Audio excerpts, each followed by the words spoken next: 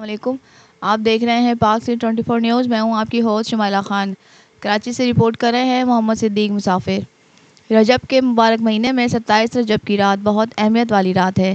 इस रात हमारे आक़ाए दो जहां हज़रत मोहम्मद मुस्तफ़ा सल्लल्लाहु अलैहि वसल्लम को अल्लाह पाक ने अपने दीदार से नवाजा और उम्मत के लिए बेशुमार नेमतें अता की।